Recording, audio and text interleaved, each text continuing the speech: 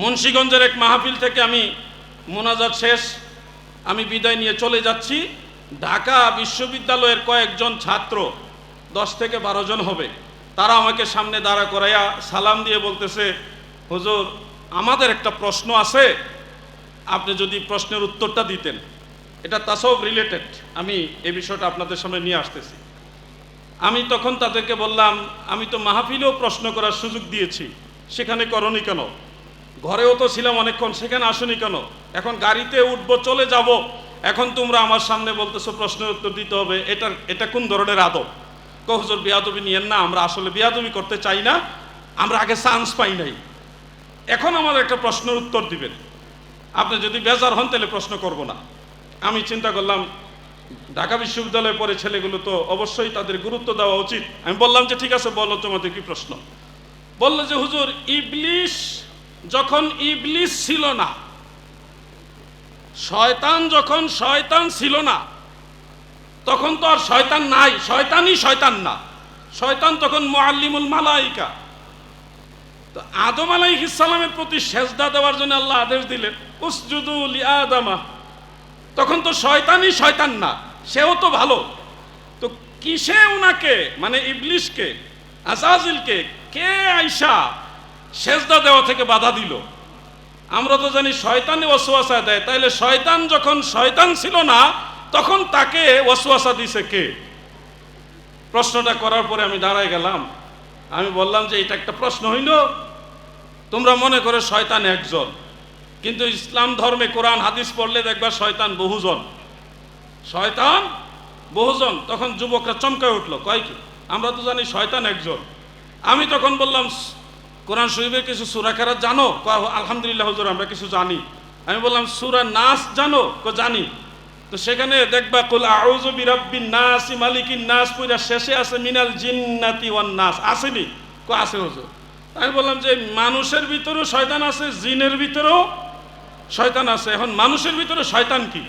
তোমরা কি কোনোদিন জিজ্ঞাসা করছো যে কোরআন শরীফের যে বললো মানুষের ভিতরে শয়তান আছে, মানুষের ভিতরে আবার শয়তান কি? তাই তো হুজুর, এই কথা তো চিন্তা করিনি। আমি বললাম মানুষের ভিতরে কুরিপু যতটা আছে সবকটা এক একটা শয়তান। হিংসা, কিনা, রিয়া, কামনা, বাসনা, এই যে অহংকার, এগুলি প্রত্যেকটা এক একটা কুরিপু, এগুলো এক একটা শয়তান। আর ইবলিশ জাতে জিন ছিল। ইবলিশ জাতে কি ছিল? জিন ছিল। আল্লাহ বলেছে মানুষের ভিতরেও শয়তান আছে, জিনের ভিতরেও শয়তান আছে। ওই ইবলিশ যেহেতু জাতে জিন, তার ভিতরেও এই কুরিপুগুলো শয়তান হিসেবে কাজ করেছে। আপনারা দেখবেন হযরত আদম আলাইহিস সালামকে যখন আল্লাহ তাআলা আদম আলাইহিস সালামের প্রতি যখন ফেরেশতাদেরকে আদেশ দিলেন উসজুদু লি আদামা, তখন ইবলিশ সেজদা করে নাই কেন? কারণটা উল্লেখ আছে। আবা ওয়াস্তাকবারা ওয়া কানা মিনাল কাফিরিন। ওয়াস্তাকবারা, এখানে ইবলিশের ভিতরে অহংকার কাজ করেছে, অহংকার। তো ওই কোরআন অনুযায়ী অহংকারও একটা শয়তান, অহংকারও একটা কি? শয়তান। মনে রাখবেন, টয়লেটে প্রবেশ করার সময় একটা দোয়া পড়তে হয়, আপনাদের কি সবার সেই দোয়া জানা আছে? বলেন তো দেখি। আল্লাহুম্মা ইন্নী আউযু বিকা মিনাল, আচ্ছা শেষের শব্দটা খাবাইস। খাবাইস এক বচন না বহু বচন? তার মানে বোঝা যাচ্ছে খবিশ শয়তানও একজন না, খবিশ শয়তানও অনেকগুলো আছে। কথাগুলি বুঝতে পারছেন? কোরআন শরীফের বহু জায়গায় শায়াতিন শব্দ আছে, শায়াতিন বহু বচন, অনেক শয়তান। এজন্যে ইবলিশ যখন ইবলিশ ছিল না, শয়তান যখন শয়তান ছিল না, তখন সে জাতে জিন হওয়ার কারণে তার ভিতরে, জিনের ভিতরে যেই শয়তানগুলি থাকা দরকার ওগুলি ছিল। এর মধ্যে একটা হলো অহংকার। সেই অহংকারের কারণে, অহংকারের ধোঁকায় পড়ে ইবলিশ মালউন হয়েছে, লানত প্রাপ্ত হয়েছে।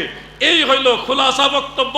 আর কিছু প্রশ্ন আছে কিনা বলো? যুবকরা তখন স্তব্ধ হয়ে দাঁড়ায়, বলে হুজুর জীবনে এই প্রশ্ন বহু আলেমকে করছি, কিন্তু এমনে বুঝাই দেয় না কেউ। আপনি বুঝাই দিয়েছেন, আপনার ধন্যবাদ।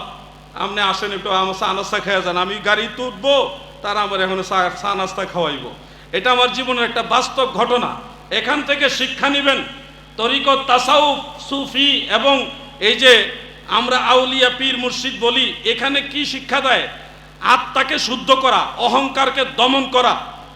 অহংকার হলো আল্লাহর চাদর, এই অহংকার দমন করা, কুরিপু প্রত্যেকটাকে দমন করে সুরিপুগুলোকে জাগ্রত করা, এটাই হলো তাজকিয়ায়ে নফস।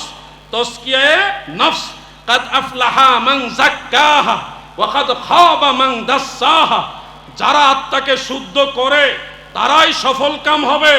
মুর্শিদে কামিলের সোহবতে গিয়ে যারা নিজের নফসকে পরিশুদ্ধ করতে পেরেছে তারা সফলকাম হবে। আর যারা এই আত্মাকে শুদ্ধ করতে পারেনি, আমার আল্লাহ বলেছে তারা সফলকাম হতে পারবে না।